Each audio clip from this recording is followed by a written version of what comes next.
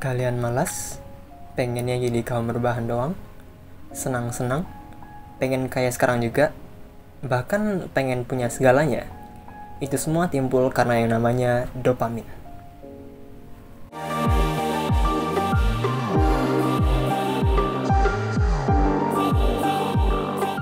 Sebelumnya, selamat datang di channel gue.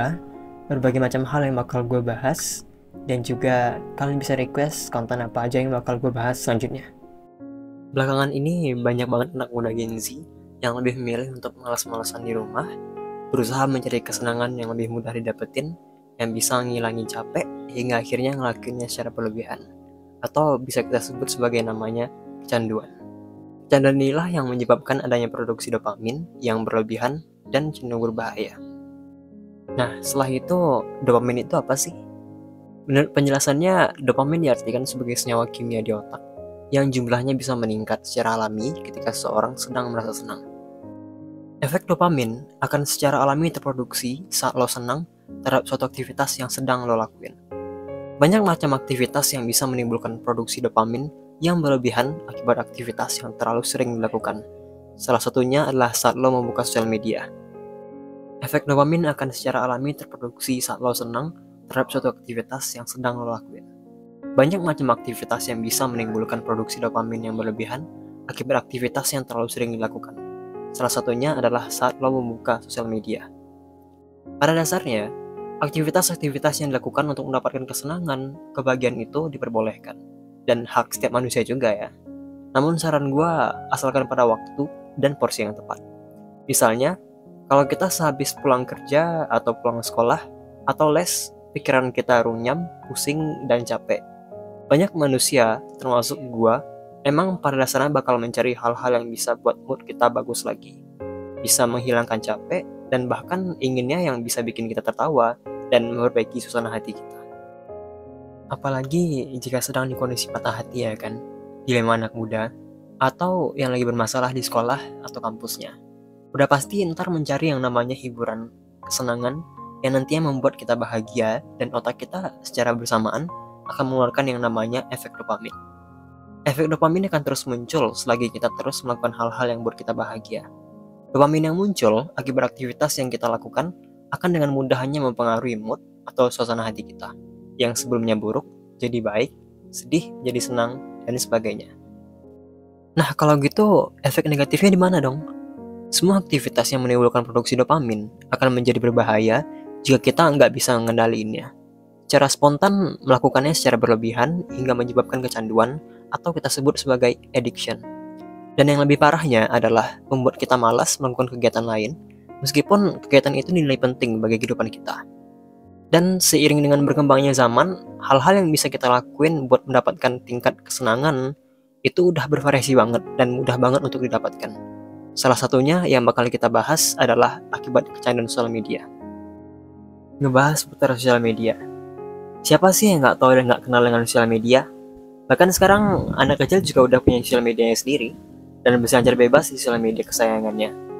Di media sosial, kalian bisa dapetin banyak hal, entah itu di Twitter, Instagram, TikTok, Facebook, dan banyak lainnya.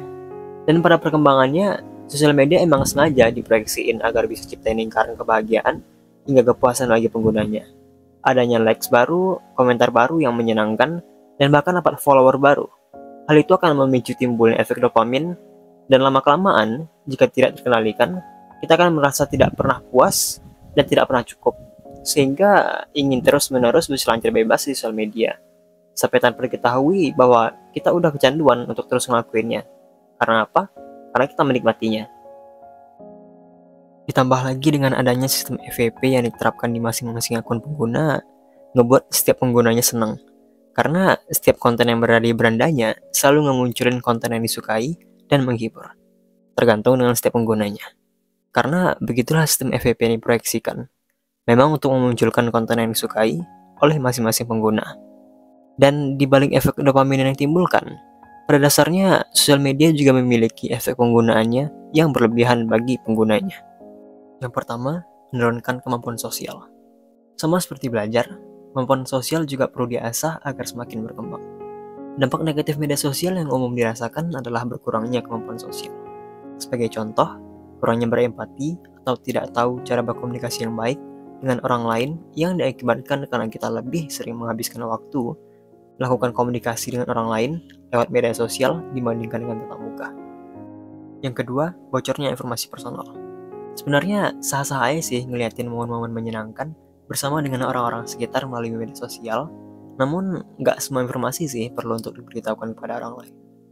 Pasalnya, kurangnya pembatasan informasi dari pemakainya, atau bisa juga disebut sebagai oversharing, terutama yang berkaitan dengan informasi pribadi, bisa aja kemudian memicu orang-orang yang tidak bertanggung jawab untuk menyalahgunakannya. Yang ketiga, membandingkan diri dengan orang lain.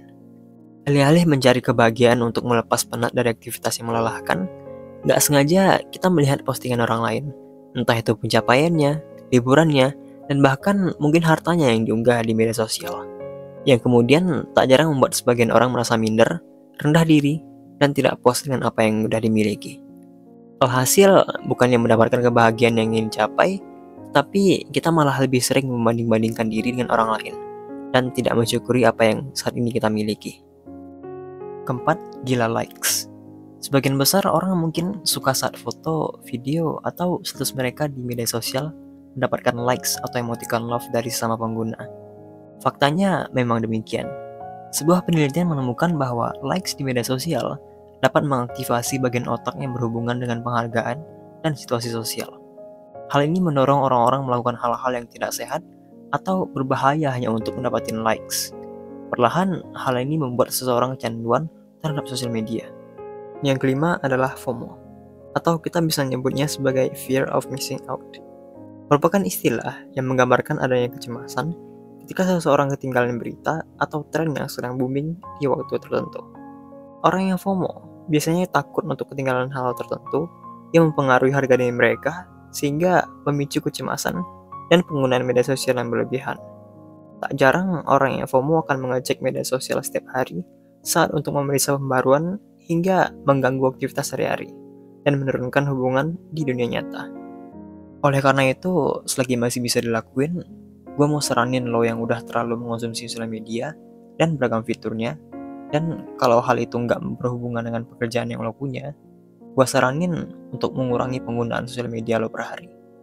Dengan mengusahakan agar kadar dopamin yang lo terima nggak berlebihan, karena efek kebanyakan mengonsumsi sosial media, hal ini bisa disebut dengan istilah dopamine fasting atau puasa dopamin. Atau lo bisa ngartiinnya sebagai pengurangan kadar dopamin yang diterima agar tidak berlebihan.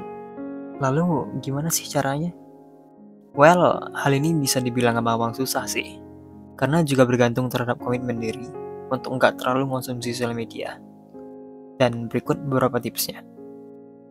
Yang pertama, memberi batasan yang wajar terhadap penggunaan media sosial dengan cara menghindari bermain sosial media sebelum tidur ataupun di saat makan.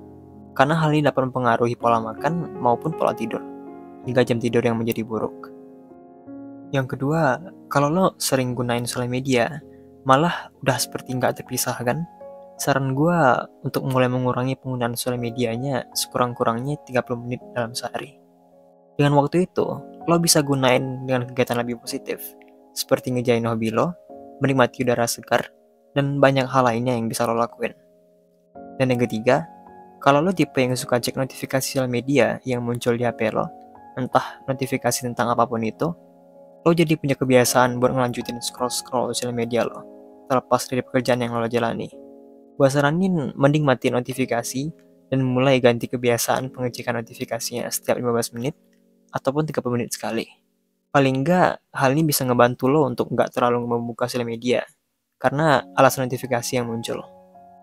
Dan yang keempat, cobalah ngabisin sebagian besar waktu lo bareng keluarga, sahabat, atau kekasih lo.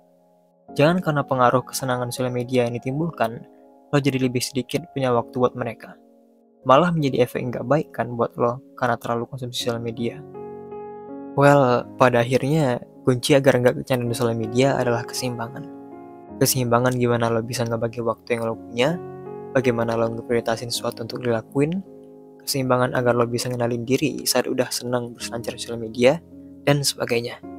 Intinya adalah keseimbangan diri. Gue gak berbicara kalau menggunakan sosial media itu dilarang sama sekali. Pada dasarnya, sosial media juga bisa memberikan manfaat seperti mempererat dan menjaga tali silaturahmi dengan mendengarkan yang jauh. Maka, kunci dari penggunaan sosial media yang wajar adalah keseimbangan. Dan jangan sampai media sosial malah mengganggu produktivitas dan pergaulan lo sehari-hari. Dan akhir kata, sekian dari gua Yoga Saputra, peace out.